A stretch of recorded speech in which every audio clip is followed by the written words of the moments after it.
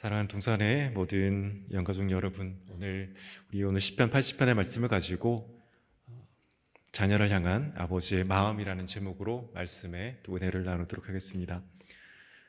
시편 기자는 우리 오늘 살펴볼 80편의 말씀을 통해 신자가 하나님의 백성이 자신이 겪는 그 고난 가운데 어떻게 해야 하는지에 대해 우리에게 말하고 있습니다.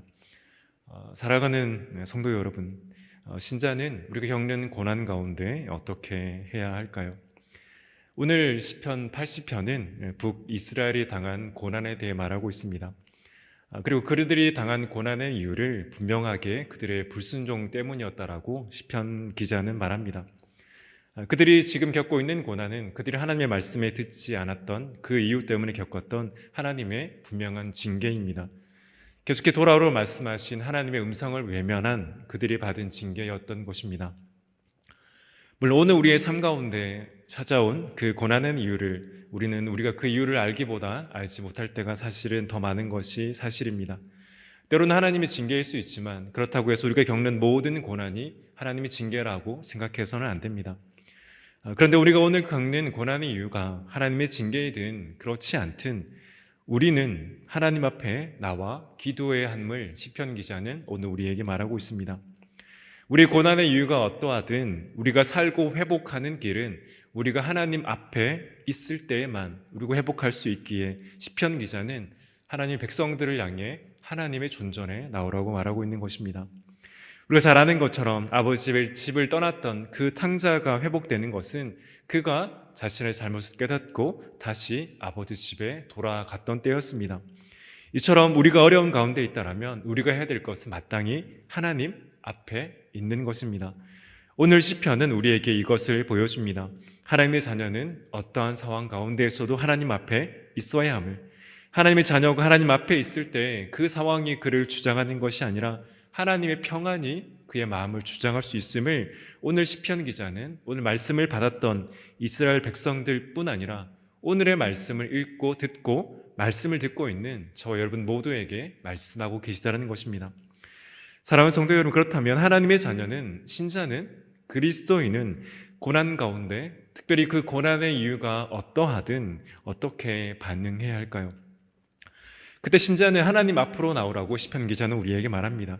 그리고 그때 신자가 기억해야 될 것을 두 가지에 대해서 말하는데, 첫째로 하나님께서 지난 그들의 삶 가운데 베풀어 주신 일을 기억하며 나오라고 말합니다. 그래서 오늘 본문을 우리가 읽었지만 전체를 쭉 읽어보시면 시편 기자는 하나님께서 너희들을 위해 어떤 일을 하셨는가에 대해 처음부터 끝까지 기록하고 있습니다. 사실 우리가 고난 가운데 있을 때 우리가 지난 일에 대해 생각하는 것은 참으로 쉽지 않습니다. 지금 내가 겪고 있는 고난이 너무나 크면 과거에 어떤 일이 있었는지를 기억하는 것은 참으로 어려운 일이기 때문입니다. 그래서 우리는 의도적으로 시편 기자는 많은 시편을 통해 우리의 삶 가운데 베풀어 주신 그 하나님의 놀라운 은혜가 어떠했는지를 의도적으로 기억하고 알기를 힘쓰라고 말하는 것입니다. 그리고 구체적으로 기억하라고 말하는 것입니다. 오늘 본문 시편 80편 1절에 시편 기자는 이렇게 말합니다. 요셉을 양떼같이 인도하시는 이스라엘의 목자요. 시편 기자는 그들을 인도하신 하나님을 이스라엘의 목자라고 부릅니다. 하나님께 이스라엘의 목자라는 것을 들으면 우리는 시편 23편의 선한 목자를 생각하실 것입니다. 물론 오늘 본문 가운데 이 말씀을 받았던 이스라엘 백성들은 하나님을 선한 목자로 여길 수 없었습니다. 하나님께 선한 목자가 아니셔서가 아니라 지금 그들이 당한 고난이 하나님을 선한 목자로 바라보지 못하게 하는 것입니다. 그래서 그들은 하나님께 선한 목자로 그들의 삶 가운데, 그들의 지난 삶 가운데 어떻게 일하시고 역사하셨는지를 기억해야 했던 것입니다. 그들이 다시 하나님을 선한 목자로 기억할 때 지금 자신의 양떼인 그들을 푸른 초장과 쉴만한 물가로 인도하실 것을 믿음으로 그들은 고난 가운데서도 기도할 수 있었기 때문입니다. 시편 80편 8절과 11절 그리고 15절도 마찬가지입니다. 이 말씀을 통해 시편 기자는 이스라엘을 한 포도나무에 비유합니다. 시편 80편 8절을 보면 주께서 한 포도나무를 애굽에서 가져다가 민족들을 쫓아내시고 그것을 심으셨나이다라고 말합니다. 여기에서 포도나무는 이스라엘을 의미합니다. 하나님께서 이스라엘 백성들을 애굽에서 불러내셔서 가나안 땅으로 인도하셔서 그곳에서 번성하게 하셨습니다. 즉 그들의 힘으로 가나안 땅에서 번성하는 것이 아니라 하나님께서 그들을 그 가나안 땅에 번성하게 하신 것입니다. 지금 고난 가운데 있는 것들, 하나님의 징계를 분명하게 깨닫고 있는 그들을 위해서 하나님께서 과거에 어떤 일을 하셨는가를 기억하는 것은 하나님께서 지금 당하는 그들이 고난을 하나님께서 그들을 미워하시기 때문에 주신 것이 아니라는 것을 분명하게 알게 하는 것입니다. 하나님께서 이제 그들을 버리셔서 지금 그들에게 고난이 임한 것이 아니라는 것입니다. 사랑하는 여러분, 우리가 고난 가운데 있을 때, 우리가 정말 감당하지 못하는 고난 가운데 있을 때 우리는 하나님에 대해 오해하기가 너무나 쉽습니다. 지금 내가 겪는 고난이 정말 하나님께서 나를 사랑하지 않으시기 때문에 겪는 고난이라고 우리는 너무나 생각하기 쉽다라는 것입니다. 지금 내가 겪는 고난이 하나님이 이제 나를 버리셨구나라는 그 증거라고 생각하기 쉽다라는 것입니다. 그런 사랑하는 여러분, 하나님은 하나님의 자녀를 결코 버릴 수 없다는 것을 믿으시기 간절히 소원합니다. 우리는 고난 가운데 때로는 우리가 하나님을 버린 것처럼 살아갈 수 있습니다. 그러나 하나님은 하나님의 자녀를 결코 버릴 수 없음을 하나님의 수많은 말씀이 오늘도 저와 여러분에게 증거하고 있습니다. 그러나 우리 겪는 상황이 하나님에 대해 오해하게 하는 것입니다. 그렇기 때문에 우리는 상황이 우리에게 말하는 것이 아니라 하나님께서 어떻게 우리에게 말씀하고 있는가를 오늘도 우리에게 말씀을 통해 기억해야 하는 것입니다. 우리가 잘 알고 있는 사사기 말씀을 잠시 나누길 원합니다. 사사기 말씀은 이스라엘 백성들의 불순종과 그리고 회개 그리고 회복이 계속해서 반복되어 나타납니다. 이러한 말씀들이 계속해서 나타나는 패턴이 사사기의 말씀 가운데 기록되어 있습니다.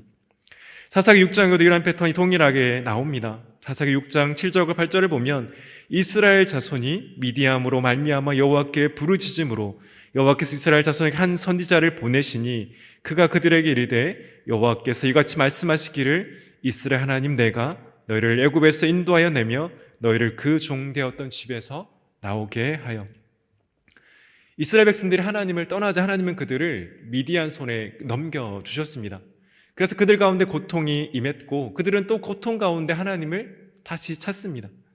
하나님은 이스라엘의 간절한 부르짖음 가운데 한 구원자를 보내셔서 그들을 구원하실 것을 말씀합니다.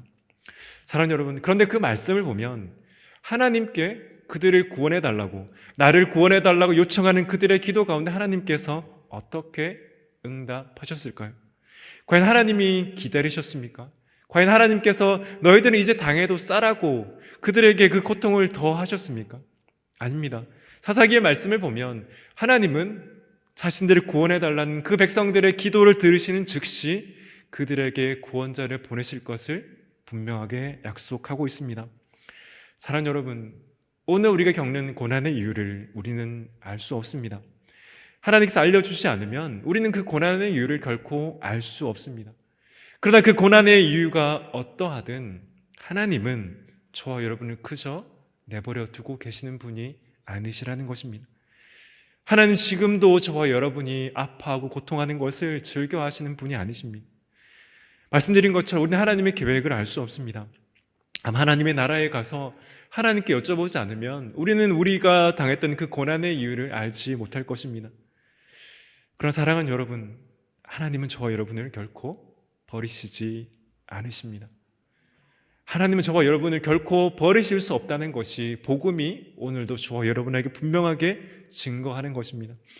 그래서 우리는 정말 우리의 삶 가운데 고난이 찾아올 때, 정말 감당하지 못할 고난이 찾아올 때, 그 가운데 너무나 어렵지만 그럼에도 불구하고 하나님께서 우리의 삶 가운데 베풀어 주신 그 은혜가 얼마나 크고 놀라운지를 알기를 계속해서 힘써야 한다는 것입니다.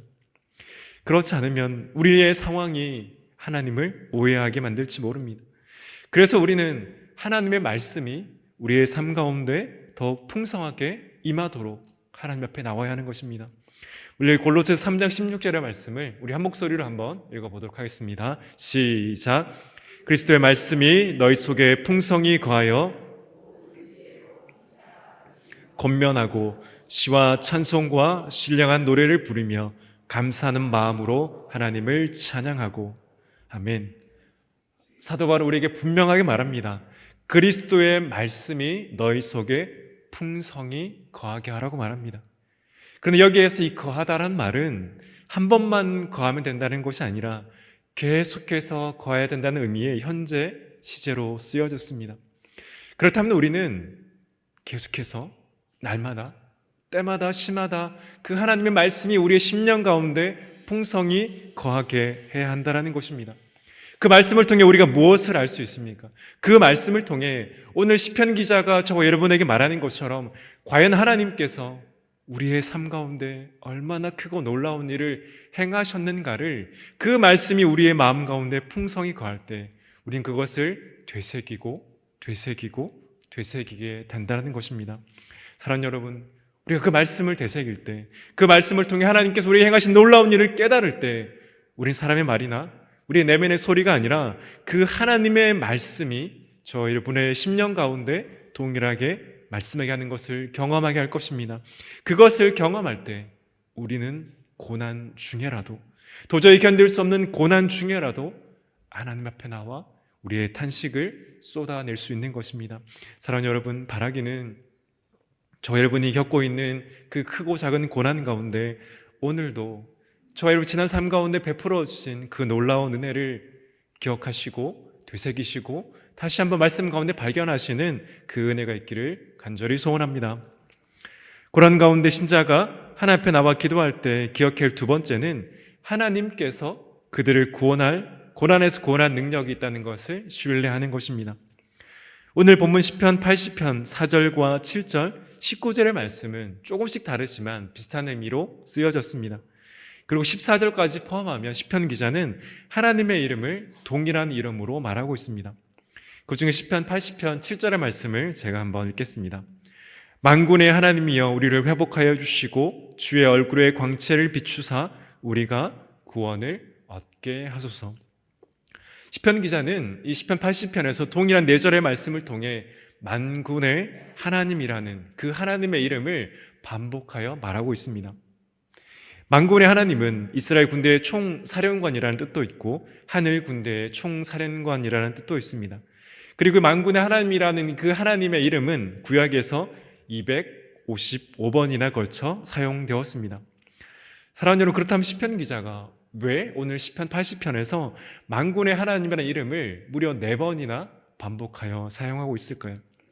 우리가 잘 아는 것처럼 어떤 단어가 반복되었다라는 것은 그 단어를 강조하고자 하는 것입니다.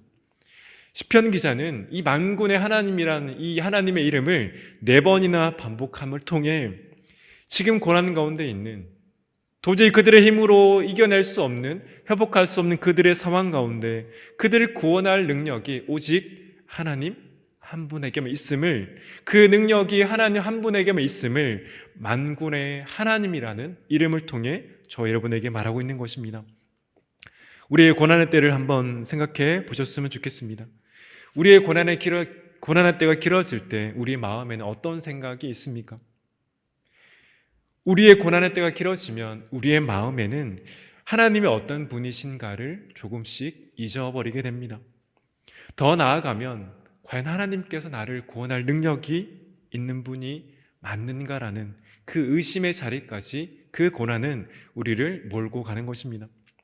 그래서 그때 우리는 하나님의 이름을 불러야 될 뿐 아니라 우리가 찾고 부르는 그 하나님의 이름에 얼마나 크고 놀라운 능력이 있는가를 우리는 우리의 마음 가운데 계속해서 되새겨야 하는 것입니다. 그렇지 않으면 우리의 상황 속에서 하나님의 능력을 의심하고 좌절하고 낙심하게 될지 모릅니다. 열왕기하 6장을 보면 아람 왕이 엘리사 선지자를 치기 위해 자신의 군대를 도단 성읍으로 보내서 애워싸는 장면이 나옵니다. 이 아람 왕은 이 엘리사 선지자가 자신이 이스라엘 나라를 공격하는 그 모든 시도를 엘리사 선지자가 이스라엘 왕에게 알려주는 것에 화가 나서 엘리사 선지자를 죽이기 위해 지금 도단성을 찾아온 것입니다. 그때 도단성이 에워싸인 것을 보고 엘리사의 종은 절망합니다. 열왕기 6장 14절과 15절의 말씀입니다. 왕이 이의 말과 병거와 많은 군대를 보내매 그들이 밤에 가서 그 성읍을 에워쌌더라. 하나님의 사람의 사환이 일찍 일어나서 나가보니 군사와 말과 병거가 성읍을 에워쌌는지라. 그의 사원이 엘리사에게 말하되 내 주여 우리가 어찌하리이까 하니. 엘리사의 종은 그 도단 성읍을 에워싼 아람 왕의 모든 군대와 병거를 보았습니다. 그리고 그 상황을 보자 그의 주인에게 내 주여 어찌하리이까라고 낭망하며 좌절합니다. 그러나 엘리사의 종의 반응은 결코 이상한 반응이 아닙니다. 실제로 그의 눈에는 아람 왕의 군사만 보였습니다. 그래서 그는 좌절할 수밖에 없었던 것이 맞습니다. 그런데 그때 엘리사 선지자는 그의 종에게 어떻게 말합니까? 우리 열왕기 6장 16절과 17절의 말씀을 우리 한 목소리로 한번 읽어보도록 하겠습니다. 시작.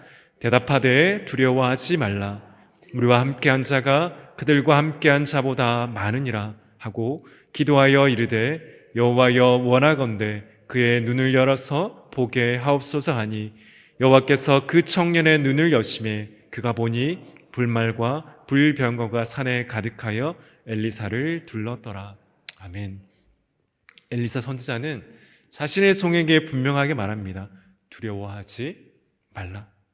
그리고 그에게 두려워하지 말라라고 말한 후에 그 이유를 그에게 알게 합니다. 엘리사 선지자는 하나님께 종의 눈을 뜨게 해달라고 기도했고 그 종은 그 영적인 눈을 뜨고 불말과 불병거가 그 산에 가득한 것을 그 종은 보게 됩니다. 사랑하는 여러분, 우리가 고난 가운데 있을 때, 특히 그 고난의 때가 길어질 때 우리 역시 우리와 함께 하시는 그 하나님의 능력을 보지 못할 때가 많습니다. 그래서 하나님께서 우리를 구원할, 그 고난에서 우리를 구원하고 회복할 능력이 없다라고 생각하게 되는 것입니다. 그렇기 때문에 우리 역시 그때 이 엘리사 선지자의 기도처럼 우리의 눈을 열어달라고 하나님 앞에 기도해야 되는 것입니다. 그래서 시편 기자는 시편 119편 18절에서 이렇게 말합니다. 내 눈을 열어서 주의 율법에서 놀라운 것을 보게 하옵소서. 아멘. 시편 기자의 기도처럼 우리 역시 우리의 눈을 열어 그 하나님의 말씀을 통해 하나님이 어떤 분이신가를 계속해서 볼 수 있는 은혜를 달라고 우리도 간절히 기도해야 될 줄 믿습니다. 우리가 눈을 열 하나님께서 우리를 얼마나 사랑하시는지, 그리고 우리를 사랑하신 그 하나님께 우리를 구원할 능력이 있다는 것을 믿음으로 하나님의 우리의 모든 탄식을 쏟아낼 수 있는 그 믿음을 달라고 우리 역시 기도해야 하는 것입니다. 우리는 우리의 일상의 삶에서도 하나님 말씀과 기도로 하나님과 인격적인 교제를 해야 합니다. 그 인격적인 교제를 통해 우리가 주님을 닮아가고 우리의 믿음이 성장하는 것입니다. 그렇다면 고난의 때에는 어떠합니까? 고난의 때에는 더욱더 하나님과 말씀과 기도를 통해 인격적으로 만나야 함이 당연하지 않을까요? 우리의 힘으로는, 우리의 능력으로는 이 고난 가운데 해결할 수 없다라면 우리는 그 가운데 더욱 주님 앞에 나감이 마땅할 것입니다. 그래서 우리는 고난의 때 더욱더 주님 앞에 나와야 하는 것입니다. 그리고 우리가 주님 앞에 나올 때 우리는 이브리서 4장 15절의 말씀을 붙잡고 나가야 합니다. 우리에게 있는 대제사장은 우리의 연약함을 동정하지 못하실 이가 아니요 모든 일에 우리가 똑같이 시험을 받으신 이로되 죄는 없으시니라. 아멘. 여기에서 이 동정하다는 헬라어는 신파세사이라는 단어입니다. 그런데 어원이 되는 이 파스코라는 뜻은 경험하다, 겪다, 고생하다라는 의미를 겪고 있습니다. 즉 우리의 대제사장 대신 예수 그리스도께서 우리의 연약함에 대해 동정하는 것은 그저 마음으로만 한다는 것이 아니라 예수님께 직접 겪으셨기 때문에 우리의 모든 상황들을 동정하신다라는 것입니다.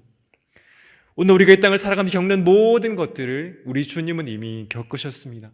아픔과 슬픔과 배고픔을, 저와 여러분 모두 겪었던 그 모든 것을 우리 주님이 이 땅 가운데 오셨을 때 이미 우리와 모든 것을 다 함께 하셨고 겪으셨습니다.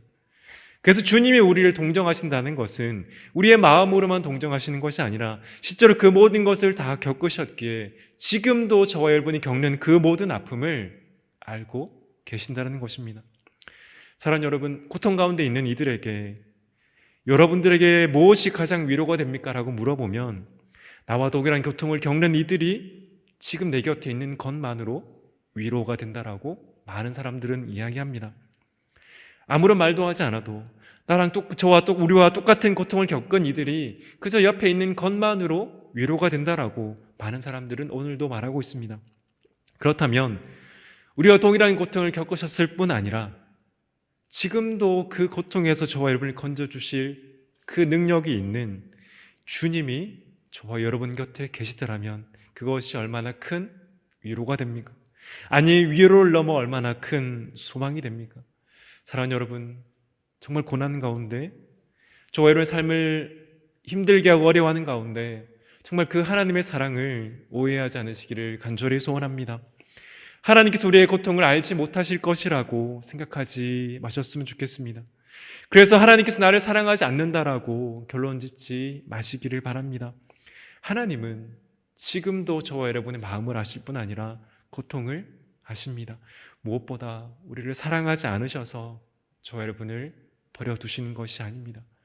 우리는 그 고난의 이유를 알 수 없기에 여전히 낙심하고 때로는 하나님을 원망할 수 있는 것이 저와 여러분의 연약함입니다.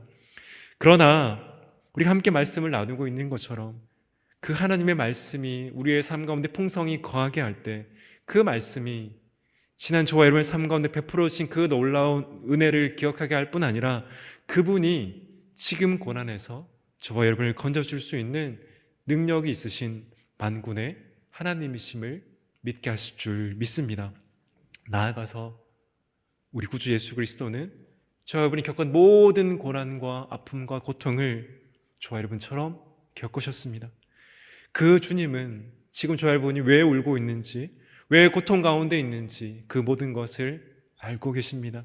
주께서 우리의 아픔을 모르시는 것이 아닙니다.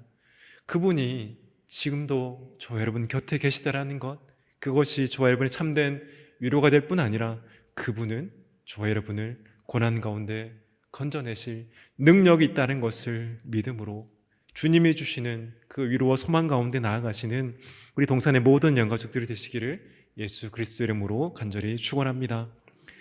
그런데 우리가 오늘 말씀을 통해 한 가지만 더 살펴보기를 원하는 것은 우리는 여러 가지 이유로 하나님을 떠나고 예배의 자리를 떠난 우리의 지체들을 위해서 기도해야 한다는 것입니다. 우리가 살펴본 시편 80편은 시편 기자가 하나님께 자기 백성을 구원해달라고 기도하는 시편입니다. 시편 기자는 지금 하나님께 그 자기 백성들의 그 허물을 용서하여 주시고 구원해달라고 기도하고 있는 것입니다.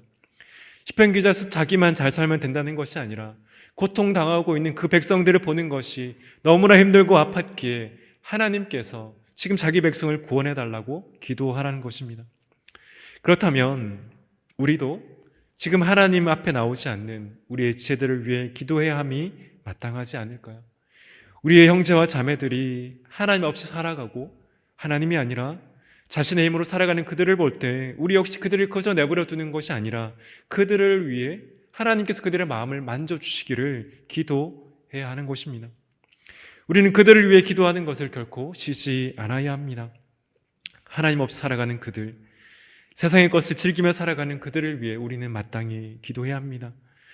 물론 우리의 힘으로 그들의 마음을 돌이킬 수 없음이 맞습니다. 그러나 그렇다고 해서 우리가 그들을 위해 기도하는 것을 포기해서는 안 됩니다.